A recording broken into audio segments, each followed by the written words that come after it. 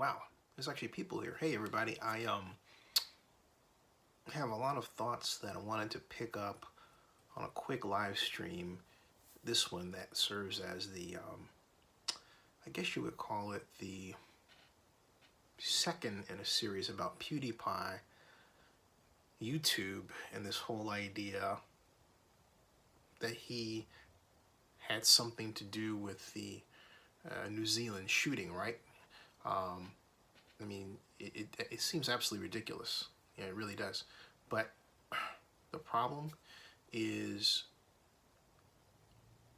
the person responsible for the shooting, this Breton guy, this Breton, is his name Breton?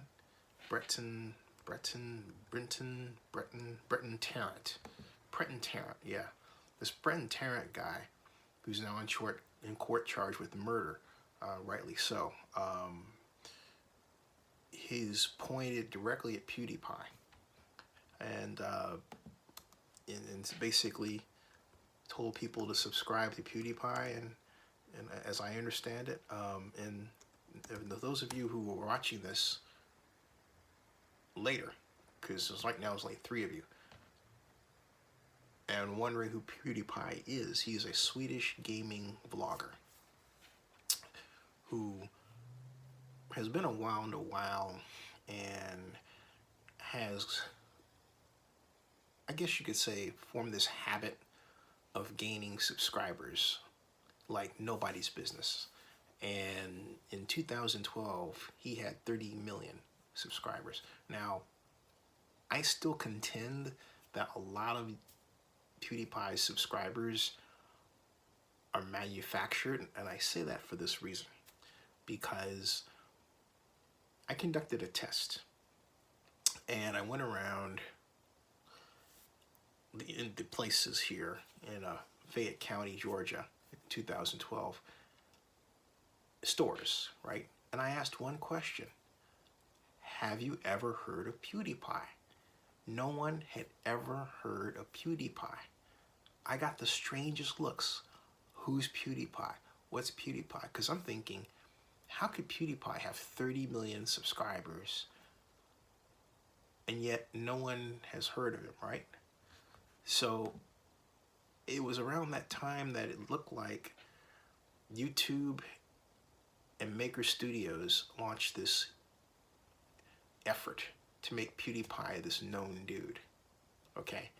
And when I say they launched this effort, they put out press releases. Why? Because they wanted the press to write about him. What does that do? It gains PewDiePie visibility, which means what? Which means that the subscribers were not doing it. That's off, okay? There's something off about that. So that's why I just started questioning the authenticity of the audience. PewDiePie's audience is up to 80 million. 80 million subscribers, but he has a challenger, okay? And PewDiePie's challenger is this Indian music page called T-Series, and it set up this T-Series versus PewDiePie. The trouble is that T-Series versus PewDiePie has taken on nationalist and racist tones. But because it's taken on those tones, it's wrong to say that it actually caused what happened with this nutcase. And I say that for this reason. The way I grew up, it was quite common to refer to someone's race in tones that were sometimes mocking or observational or critical or praiseworthy, okay? I mean, like you could say, oh, those so-and-sos are this, or those are these, right? Okay? And I've come to realize there's, in my view, nothing wrong with that, because the harsh reality is that, first of all, two things. First of all, we're all different. Second of all, We all grew up in certain ways. We were born in certain ways that give us certain characteristics, okay? Third, as pattern modelers, as human beings that notice other people and things and see what's happening, it's freaking logical for us to say, oh, okay, you're a this or you're a that. But it doesn't mean that we mean you harm. It doesn't mean that we mean you ill. It reminds me of a line that Dr. McCoy used in Star Trek where he was saying to a person, I believe in one of the third series episodes starring as a guest star Frank Gorshin, he said, well, you know, you get used to those things, talking about aliens, right? The alien parians, what we now call interracial parties. You get used to those things. You get used to those things. Well, today we should be used to those things. We have generations and generations of people who've grown up that way. How we got to a point where there's some people who believe that their race is some sort of right of superiority or right of privilege, all right, is beyond me. But we are here, and it has to be addressed front and center, and it has to be called out directly in the context of someone talking about somebody else. Maybe you have a preference with girls, okay? Let's say you like black girls, right? You're a white guy who likes black girls. Okay, fine. Why? Because to you, black girls have certain characteristics. So what? That's positive. There's nothing wrong with that, okay? There's nothing wrong with that at all. You have a black girl who likes white guys, right? Certain characteristics, all right? I think I'm realizing where this is going to go. but you see what I'm getting at, okay? It's like, so what? Now, I will say this. This whole deal with T-Series and PewDiePie has nothing to do with white girls and black guys, or you know, white girls liking black guys and that sort of thing, right? No. Unfortunately, this competition tends to take on racial verse messages that are negative. I mean, PewDiePie fuels them himself. I mean, he says, if you go to PewDiePie's Twitter, if you go to PewDiePie's YouTube page, okay, you will find that PewDiePie says, he actually openly refers to,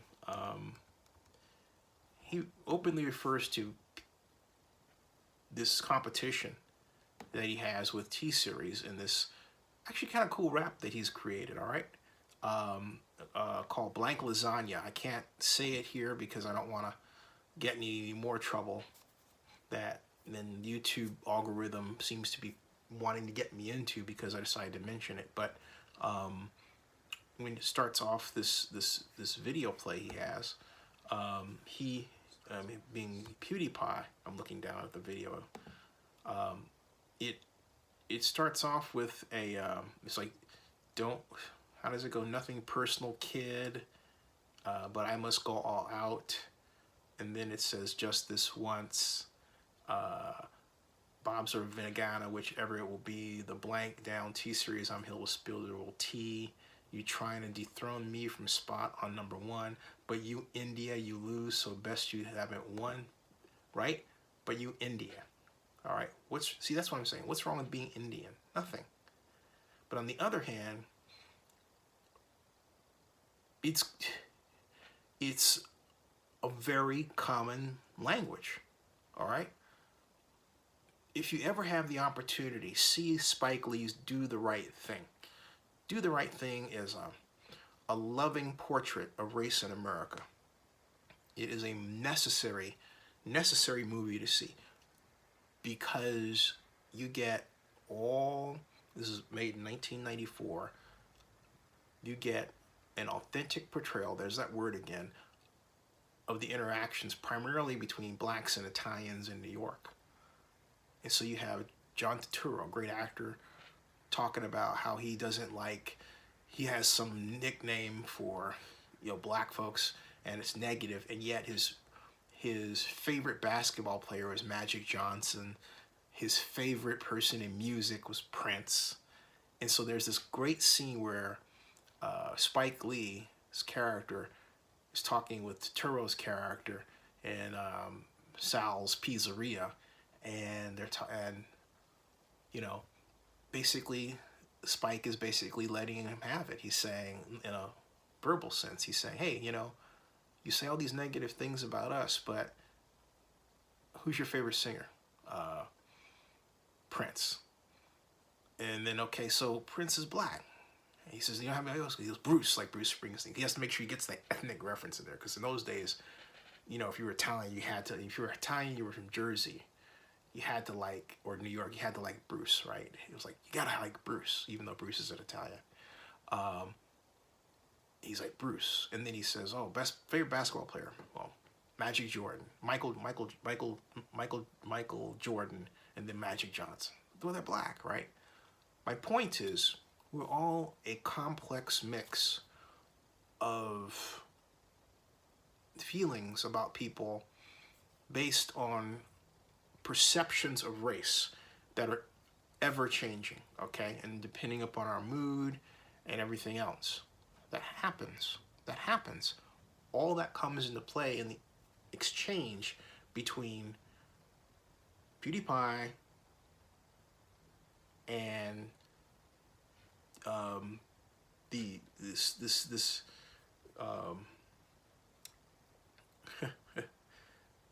audience.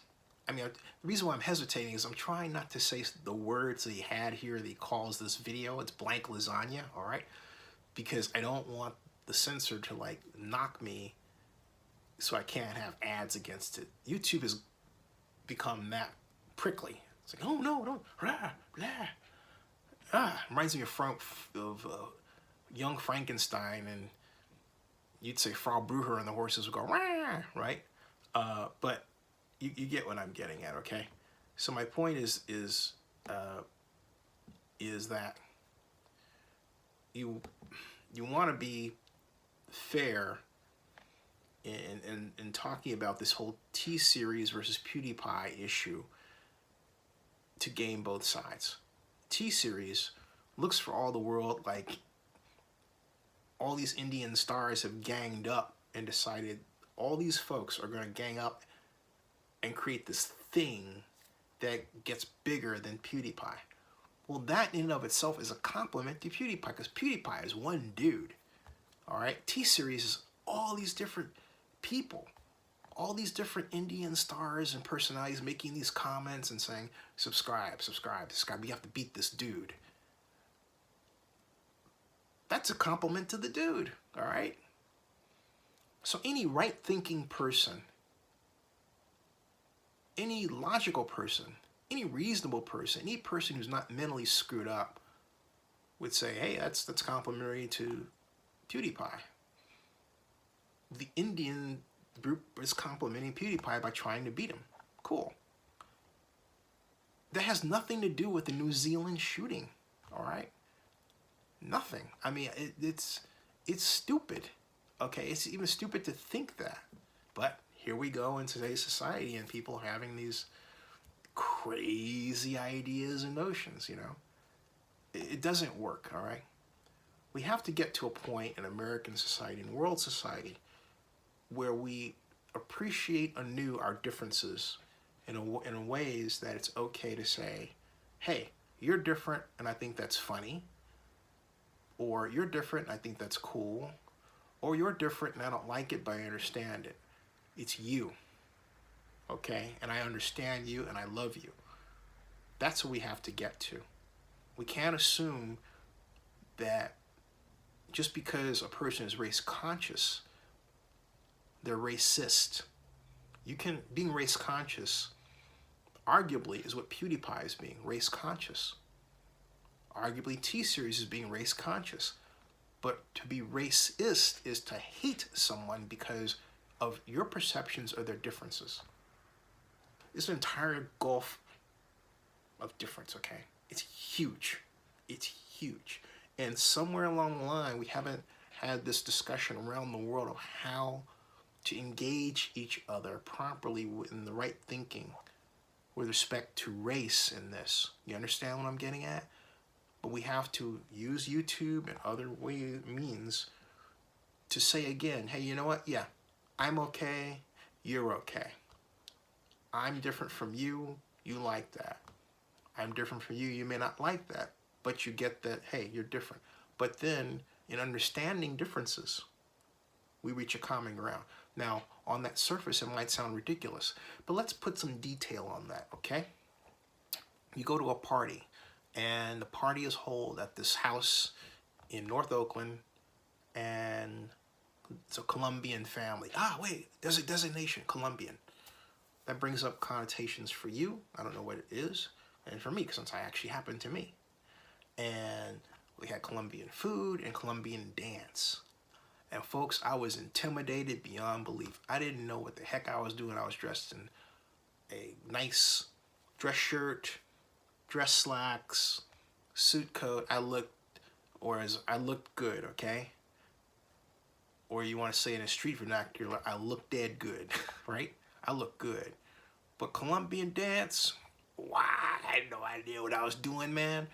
I mean, I got rhythm, yeah. I got soul, yeah, and I think I'm super bad. But Colombian dance will humble your ass, okay? It just simply will. Learn it, right? It's just like that line in Training Day with Denzel Washington, which if you haven't seen that movie, you must see it. But Denzel says, he's talking about how his trainee, played by Ethan Hawke, should conduct himself. And he says, and the guy, he learns Spanish, but it's not clear that he actually really learns it really well. And he knows it. And Denzel says, learn that shit, man, because these mofos are plotting behind your back. You better understand what they're saying to know when they're coming at you. It's hilarious.